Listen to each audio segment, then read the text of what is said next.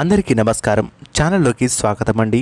రేపే శ్రావణ శుక్రవారంలో వస్తున్నటువంటి మొదటి శుక్రవారం. శ్రావణ మాసం అంటేనే ఎంతోమంది ఆ లక్ష్మీదేవిని ఇంటికి రప్పించుకోవాలని, ఆ యొక్క లక్ష్మీదేవి కటాక్షాలు మనపై ఉండాలని, అలాగే కనకవర్షం మనపై కురవాలని భావిస్తూ ఉంటారు. అందుకనే ఎన్నో మొక్కులు భక్తి శ్రద్ధలతో మొక్కుతూనే ఉంటారు. ఆర్థికపరమైనటువంటి స్థితిగతుల నుంచి తప్పించుకోవాలి, మంచి శుభవార్తలు వినాలి అనే ఆలోచనతో ఈ యొక్క శ్రావణ మాసం ప్రతి కూడా ఈ యొక్క మాసంలో ఖచ్చితంగా అందరూ కూడా ఆడవారు ఎవరైతే ఉన్నారో ఆ లక్ష్మీదేవిని కొలుస్తూ ఉంటారు. అయితే ఈ యొక్క కుంభరాశి వారు ఎవరైతే ఉన్నారో రేపు వీరి ఇంటికి ఓ దేవత రాబోతుంది. మీరు చేసేటువంటి ఈ యొక్క శుక్రవారం పూట ఈ చిన్న పూజ చేసుకున్నట్లయితే మీ ఇంట సిరుల పంటగా మారబోతుంది. అంతేకాదు ఈ వీడియోను చివరి వరకు చూడండి, అప్పుడే మీకు పూర్తిగా అర్థమవుతుందనేది మాత్రం చెప్పవచ్చు. దానికంటే ముందు ఈ యొక్క కుంభరాశి వారి గురించి, అలాగే వీరి యొక్క గోచార ఫలితం ఏ విధంగా ఉందో ఇప్పుడు ఈ వీడియోలో తెలుసుకుందాం.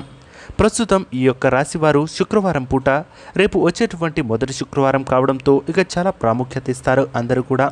ఇల్లును పొద్దున్నే తలస్నానం చేసి ఆ తర్వాత ఇంటిని శుభ్రం చేసుకొని లేదా గుడిని శుభ్రం చేసుకొని ఇంట్లో ఉన్నటువంటి పూజ గదిని సామాన్లను మొత్తం తీసి శుభ్రపరిచి మళ్ళీ యథావిధిగా అక్కడ స్థానంలో పెట్టు ఉంటారు.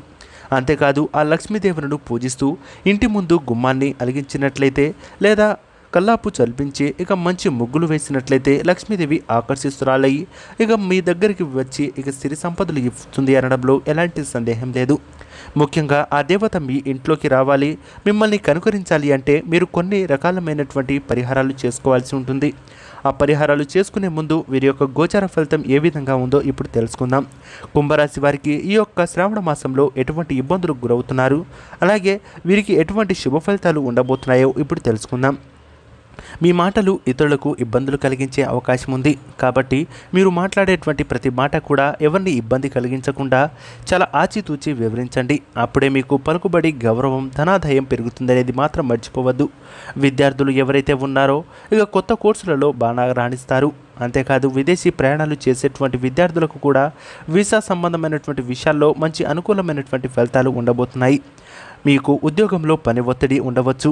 దానివల్ల మీరు మానసిక ఇబ్బందులు, మానసిక క్షోభను అనుభవిస్తున్నట్లయితే ఖచ్చితంగా మీరు దగ్గరలో ఉన్నటువంటి శివాలయానికి వెళ్ళి కొంతసేపు ఈ యొక్క శివాలయంలో కూర్చొని విష్ణు సహస్రనామాన్ని కానీ లేదా లక్ష్మీ సహస్రనామాన్ని కానీ కొంతవరకు పఠించండి. ఆ తర్వాత కుంకుమార్చన ఉంటే చేపించుకోవడం లేదా మీ మనస్ఫూర్తిగా అక్కడ కాసేపు ప్రశాంతంగా కూర్చొని వచ్చినట్లయితే మీ యొక్క ఒత్తిడి కొంతవరకు తగ్గిస్తారని చెప్పుకోవచ్చు.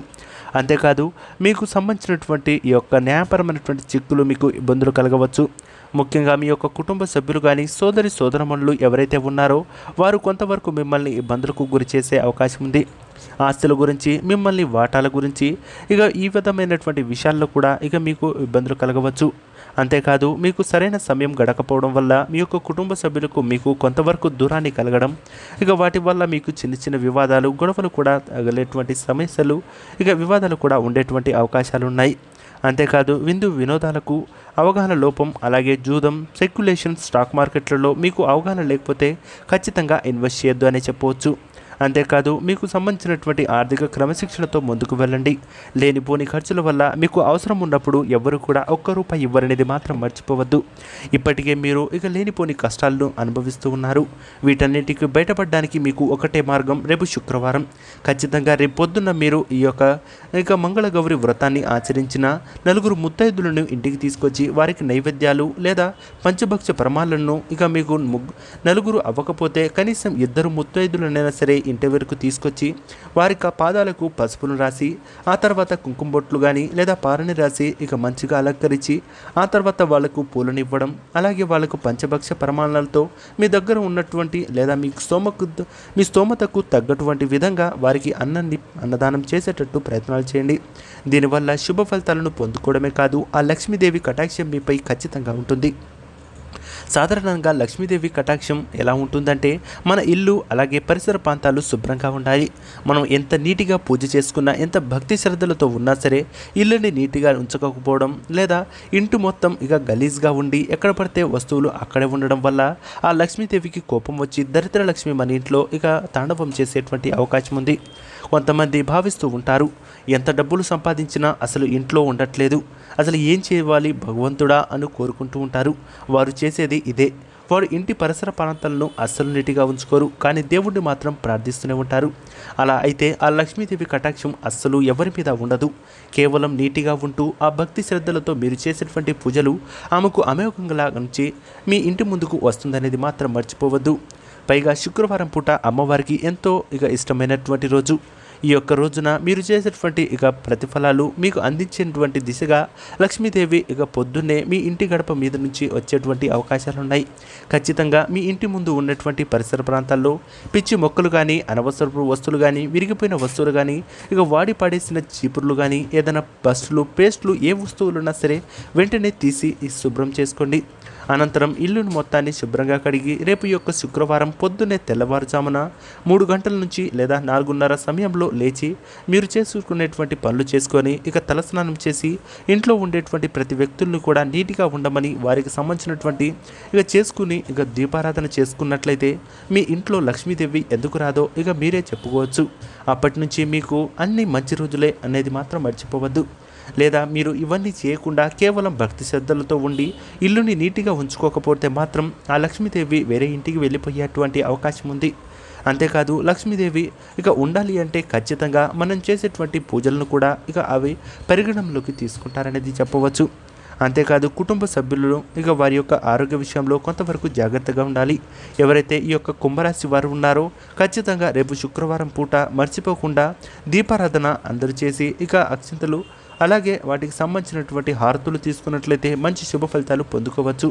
అలాగే ఇంటి ముందు ఉన్నటువంటి తులసి కోటను దండం పెట్టుకోవడం, లేదా మీ యొక్క భర్త కానీ, మీ ఇంటి తల్లిదండ్రులు కానీ, లేదా ఇంట్లో ఉన్నటువంటి వ్యక్తులు ఎవరైనా బయటికి వెళ్ళేటప్పుడు రేపు ఒక ఉసిరి తులసి కోటలోని ఒక మొక్కలో నుంచి ఒక ఆకుని తీసుకొని మీ యొక్క జేబులో కానీ లేదా డబ్బులు పెట్టేటువంటి ప్రాంతంలో కానీ పెట్టుకున్నట్లయితే ఖచ్చితంగా మీకు శుభ ఫలితాలు అందుకోవడమే కాదు, ఎప్పుడూ లేనటువంటి ధనలాభాన్ని చూడవచ్చు.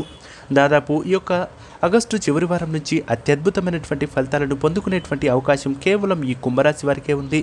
గుర్తుపెట్టుకోండి, ఆగస్టు చివరి వారం నుంచి రేపు మీరు చేసేటువంటి ఈ యొక్క శుక్రవారం పూజ అలాగే మీకు తీసుకొచ్చేటువంటి మంచి శుభ ఫలితాలను అందుకుంటారు. మీ యొక్క భర్త కానీ ఇంట్లో చేసేటువంటి ఎవరైతే జాబులు చేస్తున్నారో వారు మంచి శుభ ఫలితాలతో పాటు మంచి ఆర్థిక అభివృద్ధిని పొందుకోవచ్చు. ఉద్యోగం చేస్తున్న వారికి ఉద్యోగ లాభం అంటే ప్రమోషన్లు లభించడం, లేదా వ్యాపారంలో మంచి ఆర్థిక లాభం అంటే మిమ్మల్ని మరింత ముందుకు తీసుకెళ్లేటువంటి ప్రయత్నాలు చేయవచ్చు. కాబట్టి చూసారు కదా ఫ్రెండ్స్, ఈ యొక్క కుంభరాశి వారికి ఎటువంటి శుభ ఫలితాలు పొందుకోవచ్చు, వీళ్ళు ఈ యొక్క రేపు శుక్రవారం చేయవలసినటువంటి పనులేంటి, తీసుకోవాల్సినటువంటి జాగ్రత్తలేంటి, చేయవలసినటువంటి పరిహారాలు ఏంటో చూశారు కదా. ఈ వీడియో మీకు నచ్చినట్లయితే లైక్ చేసి, షేర్ చేసి, సబ్స్క్రైబ్ చేయండి. అలాగే మీ దగ్గర ఎవరైనా కుంభరాశి వారు ఉంటే ఖచ్చితంగా ఈ వీడియోని షేర్ చేయడం మాత్రం అస్సలు మర్చిపోవద్దు. శుభమస్తు. నమస్కారం.